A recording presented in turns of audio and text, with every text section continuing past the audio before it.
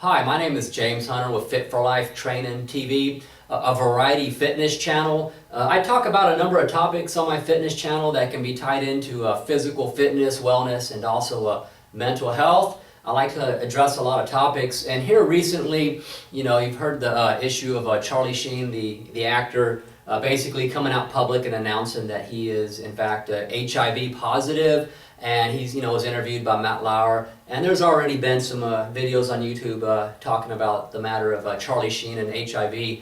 Now, the video I want to make today on this issue is just a short video, basically just to kind of talk about my experience working with people with, who are HIV positive. I've worked in the mental health field as a part of my one of my professions throughout my careers I've had.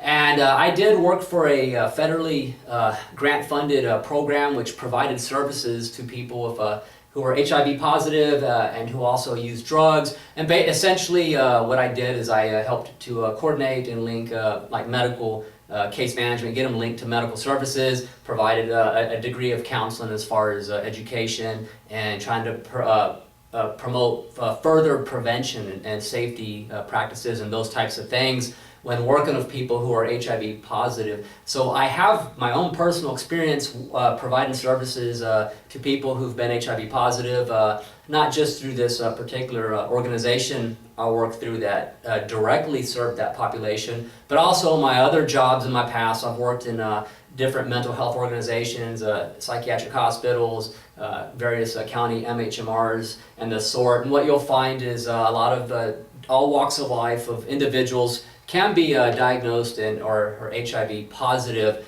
So real quick, I want to talk about some of the risk factors that a lot of people may already heard of or know. But am I surprised that Charlie Sheen was diagnosed with HIV? I believe he said 4 years ago or somewhere along that timeline.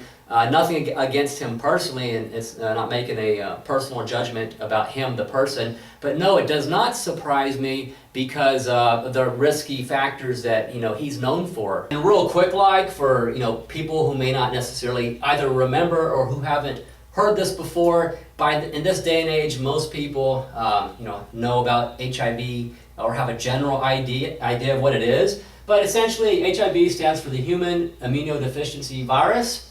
And AIDS is also, you hear AIDS and HIV kind of interchangeably, but they have a distinct difference or something that distinguishes the two. AIDS basically is a diagnosis you get when your CD4 count falls below or is less than 200 cells per cubic millimeter of blood. Your normal CD4 count would be between 500 and 1600. Now, what does the CD4 have to do with? Well, the CD4 has to do with, HIV affects specific cells of the immune system called the CD4 cells or T cells. And over time, HIV, it can destroy so many of these cells that the body can't fight off infections and disease. And that's essentially why a person, if they develop full-blown AIDS, that's why they die. They can't fight off infection. Oftentimes they'll get opportunistic diseases, tumors, cancers, and so on. Things that would just, get pneumonia. A lot of things can lead to their death as far as them succumbing to AIDS. The immune system, the body just can't fight off infection anymore. So that, in a nutshell, is pretty much what you're dealing with. These days, there's antiviral medications and treatments available to keep people healthy. That, along with a healthy lifestyle, taking care of yourself, people can live as close to a normal lifespan as possible now. So no, I'm not surprised to hear that someone like Charlie Sheen, or any other person for that matter, who's had the types of behaviors he's had that are considered high risk.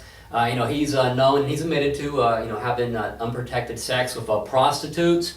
Now, he denied when being interviewed, I believe it was Matt Lauer, if I'm not mistaken, he denied ever using any IV drug use, essentially using needles to inject drugs intravenously into his veins. He denies that, and honestly, who knows whether he's done that or not. That's his personal information. Either he's the only one who knows, and if there are people who may have witnessed that, only they would perhaps know, but no one can know for sure. It can only speculate. He denies that he has, so I give him the benefit of the doubt. But what I can say, he has admitted to having sex with prostitutes, and it's a very well-known or just common knowledge that oftentimes many of the individuals who prostitute themselves, they do it to get money to support a drug habit, such as IV drug use, whether it be injecting heroin or any other number of drugs. So right there, when you have unprotected sex with a prostitute who's also using an IV drug use type of behavior,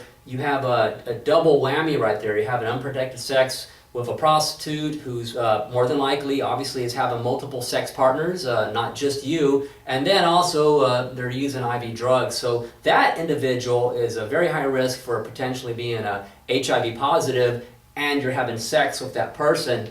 So unfortunately for Charlie Sheen, he's exposed himself to that risk factor, and in all fairness, he does take responsibility for his behaviors in his interview. When he came out public, he took responsibility for all that, so I give him credit for that, because it's important for the public to understand the risk involved in these types of behaviors. Now, real quick, from the Center for Disease Control, I just want to read some statistics. A lot of these I'm familiar with when I used to work for an organization, as I mentioned, that provided services to people with HIV. And just real quick, for those who may be curious, here are some of the statistics.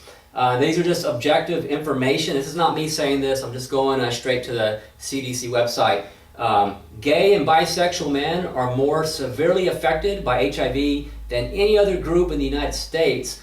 And among all gay and bisexual men, Black, African American, gay, and bisexual men bear a disproportionate burden of HIV. From 2008 to 2010, HIV infections among young Black, African American, gay, bisexual men increased by 20% in 2010. Now, young gay and bisexual men from ages 13 to 24 years accounted for 72% of new HIV infections among all persons aged 13 to 24, and 30% of new infections among all gay and bisexual men. Now, by the end of 2011, an estimated 500,022, that's 57% of persons living with an HIV diagnosis in the United States, were gay and bisexual men, or gay and bisexual who also injected drugs. So as you see right here, that's just some statistics from the CDC. So yes, being a gay or homosexual behavior, they call it men having sex with men on the website, does put you at a higher risk factor. Now, this has nothing to do with trying to say negative things about people who are gay, or HIV is the gay virus and things like that. It's not that it targets gay people per se. HIV is a virus that anyone can get. All walks of life can get the HIV virus transmitted to them if they're exposed to it. Now, when I worked for an organization that provided services to people with HIV, I can tell you, yes, a lot of the clients or the patients that went there were gay men, but you also had men that were straight. You had men from all ethnic backgrounds, different races represented, women as well. So it is a bit diverse. Anyone can get HIV, to make the point.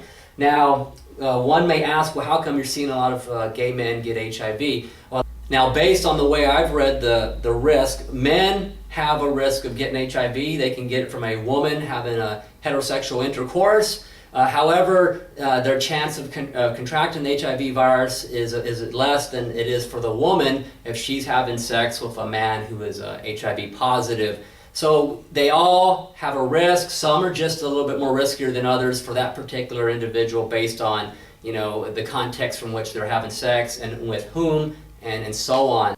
So you get the idea. Anyone can potentially get the HIV virus. It does not discriminate. It doesn't care if you're rich, if you're poor. It doesn't care what race you are. It doesn't care if you're male or female. Anybody can get it. So one may ask, well, how come you see a lot of gay men or homosexual males, with a high percentage of them, being diagnosed with HIV, the majority, what's going on there? Well, when you look at it, based on the training I've had, when we had in-house training and had different people speak to us, such as doctors and so on, or just continuing education as far as this field is concerned, with the way they present it, basically is it's the mode of transmission has a higher risk in certain types of sex. So if you're looking at the type of sex that homosexual males may potentially engage in, anal intercourse, that is a higher risk factor because you have a thinner barrier there, blood barrier between fluids getting into the body and that being broken. So that is a more vulnerable type of sex to put someone at risk for if they are engaging in that type of sex. Now that could apply to a woman too, and, not just man. So these types of things, people don't talk about them because they're taboo or embarrassing, but as part of educating people, who may not know that, that's pretty significant to be aware of as far as people trying to protect themselves, practice safe sex. So, part of the reason for those higher percentage of homosexual males being diagnosed with HIV who are engaging in that type of sex, if someone is HIV positive and they're having sex with that person and they're engaging in that, yeah, they're going to be much more vulnerable to getting HIV through that type of particular sex. And they all have their potential risks. Some are, going to carry a greater risk than others. Now, there's a bunch of other statistics you can look at on the CDC website. Again, I'm just pointing out those statistics. This is not my opinion. This is not a bias coming from me. This is just basically what they are, the facts and statistics. And it's what it is. And I think what happens sometimes when talking about HIV and how it affects, a certain type of the population, higher percentages, such as the men, gay males, men having sex with men, as described on the CDC website, or homosexual, whatever word you want to use. Whenever you kind of use those terms and start talking about that, unfortunately, people start taking that as people hating on gays or just trying to say negative stuff about gays or people who are homosexual. And it shouldn't be taken that way. Rather, it's just what it is, or facts. It's trying to provide education. And if there are people who are part of a particular group that are at a greater risk, then it does need to be discussed and they should be told about it. So when approached from that standpoint, it's not profiling, it's not trying to stereotype, it's not trying to degrade a particular type of people. It's just pointing out the various types of risk associated with certain groups of people and behaviors and nothing more. So back to Charlie Sheen, he denied IV drug usage in his past, and I would imagine he probably denies being bisexual. That also puts you at a higher risk category for getting HIV, particularly if you're having unprotected sex and you're also bisexual, according to the statistics. That being said, and the reason I'm pointing this out is because in providing counseling to people, I'd be providing counseling about the various risk factors. Oftentimes people would say, well, I don't do IV drugs. I'm not I'm not associating with people who use IV drugs and so on and so on. But the point is, even if you do not do IV drugs, even if you're not in the higher risk category as the ones I mentioned earlier, if you were to have sex with another person who engages in all those behaviors, like the prostitutes, likely they may be doing drugs, and a lot of them are doing IV drugs, as I mentioned before. If you have sex with them, well, you just exposed yourself to pretty much everything that they're doing, and just by contact, you now are putting yourself in that same risk category. So if you have sex with a prostitute who's doing IV drugs, well, guess what? You're just putting all that on yourself. So no surprise that Charlie Sheen is diagnosed with HIV if he's been sleeping around or having unprotected sex with prostitutes and people, basically street people. They're out there trying to survive, support drug habits, and so on. Their judgment is not the greatest. They're having unprotected sex with you. Guess what? They're probably having unprotected sex with a lot of other people as well. And real quick, just to kind of wrap up this video, I will say that people that are caught up in the life of prostitution, oftentimes some will be living on the streets or in between. And I would imagine with Charlie Sheen, he may have had the higher dollar call girls or so on, not necessarily the typical street person you might imagine who's a prostitute out there and also using drugs. But either way, whether it's a person who's the high dollar call girl or whatever term you want to put on that, the association with using drugs is typically part of that profile a lot of the times. So in closing, I just want to say, hopefully nobody out there is thinking of using a prostitute. You know, it is a very high-risk behavior, as I just mentioned all the statistics. And when I worked and providing services to people in the mental health field, and plus the other organization I mentioned that had a specific goal of serving people with HIV who are affected and also caught up in drug usage, I will tell you this, that, you know, working in these types of places is a real eye-opener versus just being an average Joe, if you want to use that word, looking from the outside. You know, you drive here where I live, you know, you drive downtown and you see people that may be homeless or on the corner of the street and so on. When you see that, you know, wow, you know, those people are out there homeless, and you just kind of see on the surface. You don't necessarily know everything that is going on. But when you work behind the scenes, providing services to this population, you learn a lot about their lifestyle, what's going on with a great deal of them, not necessarily all of them. And what I want to get to is how dangerous it can be when you interact with people who are caught up in a addiction to drugs, like such as heroin, methamphetamines, alcohol, and so on. You got to understand their judgment is impaired. They have very little impulse control. So yes, they're out there selling their bodies to support a drug habit. A lot of times, they'll have their backpacks and all their belongings on them in a backpack with, syringes and needles on their person. I've seen individuals, threaten other people, use their HIV as a weapon. I'm HIV positive and I'm going to give it to you. I'm not saying all people who are HIV positive on the street are like that, because that would not be accurate. But unfortunately, there is a smaller percentage of them that I've seen this happen. So be careful when you're out there. Don't put yourself in a situation. Don't put yourself in a situation and even mess with prostitutes. It's not worth it. In all fairness, when we provided testing for people to get screened to see if they were HIV positive or not, to see if they were going to need services or not, we offered free testing where I used to work at years ago.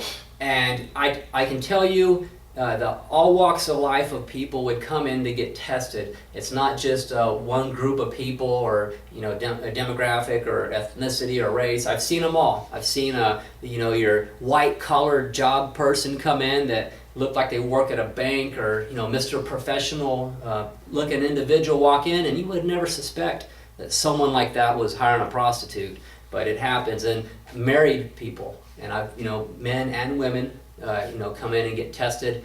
So it's not to judge people, so let's not get on a bandwagon of pointing too many fingers at people who obviously, yes, they're making poor choices, but just be thankful that that's not you. If you're not somebody who's engaging in these type of behaviors, be thankful for that. Be thankful that you have that degree of self-control, discipline, whatever term you want to use. Be thankful that that's not you. And as far as all these other people that are caught up in it, that's really sad. And I guess as far as taking responsibility for the behaviors and so on, Mr. Sheen, he says he takes responsibility for his behaviors, and that's good, because that's going to lead to hopefully him being able to perhaps be a voice to some degree, or an example to other people what happens when you engage in these types of behaviors. And my point of this video is not to try to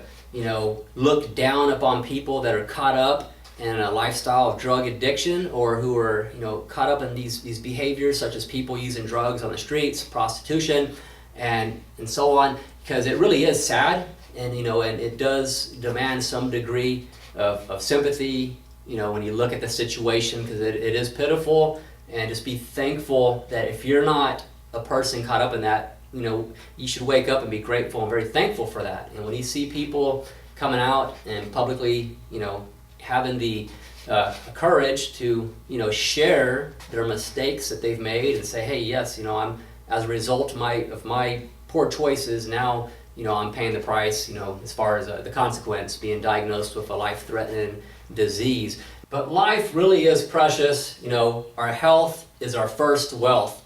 And I've heard that quote from different sources throughout the years, and it just really makes you think. I'm 44 years old. I don't think of myself as old. I consider myself a young middle age, and so as I've matured and kind of arrived to where I'm at now in my development, I really appreciate that statement that health is the first wealth. I know there's a lot of things that tie into our health, physical and mental health. Those two go together. They both affect each other. Is not one is necessarily more important than the other. Some will argue, what is more important? Well, they both are. One's going to affect the other if you don't take care of both of them, mental health and physical health.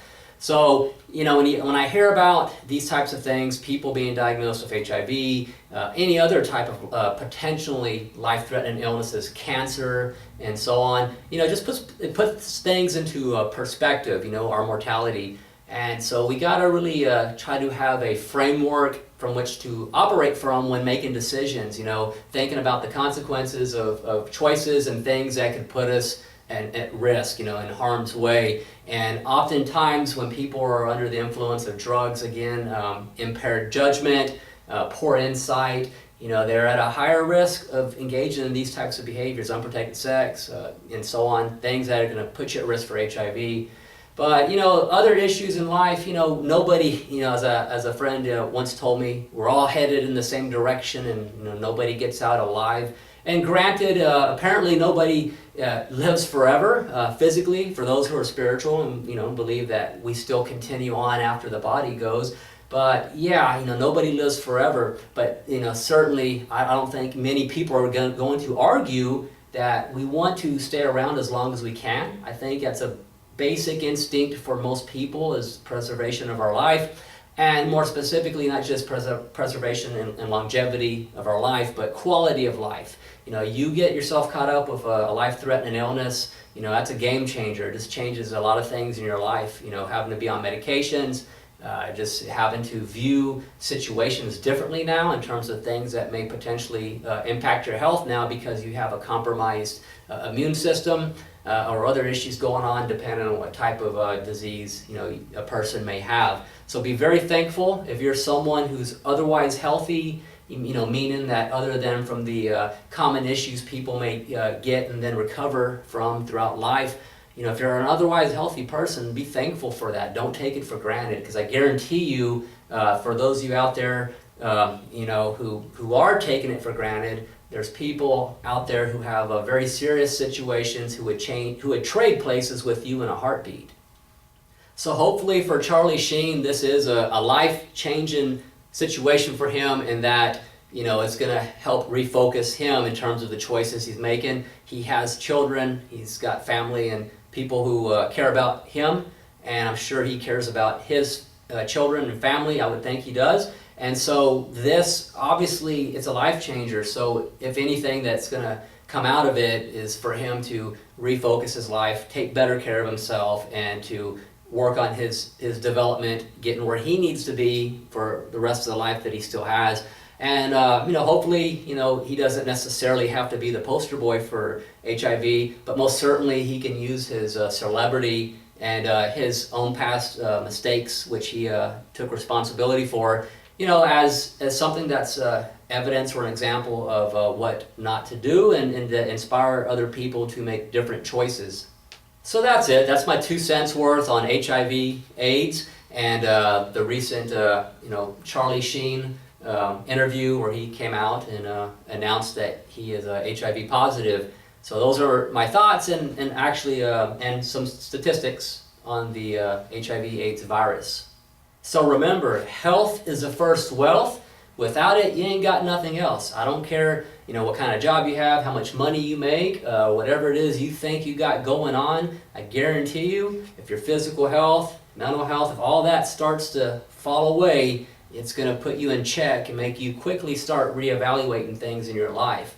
So don't let it get there. Don't put yourself in situations where it's even an issue. Take care of yourselves, be healthy, stay fit, and yeah, let's enjoy life, but let's have balance, and let's just use exercise good, sound judgment, and that's going to have a greater likelihood if you're of a sober mind. And so that's another video perhaps I'll talk about later, is drug addiction and how it impairs cognitive functioning, how it destroys insight in a lot of number of issues in terms of how people are broken down and then they just self-destruct over time. So y'all have a good day. Feel free to leave any comments if you'd like in this video, whether you agree or disagree with anything I said. Specific to the statistics I gave, those are from the CDC website, so that's pretty much an issue as far as the website if you don't disagree with any of that. I'm just basically citing facts, statistics in regards to what I said earlier about the information known about the percentage of the population being diagnosed and so on. I'll be bringing more videos in the future. Feel free to subscribe to my channel, and also feel free to leave some comments under the discussion section of my channel if you want to suggest for me to cover any number of topics or videos. My background is not only in mental health, in the mental health field, but also the fitness field. I have a wellness personal training center where I direct and develop exercise programs for people. I also provide counseling for a number of issues. So I'm open to any suggestions on any kind of a video you might want to hear me provide information on and or discuss. Thank you.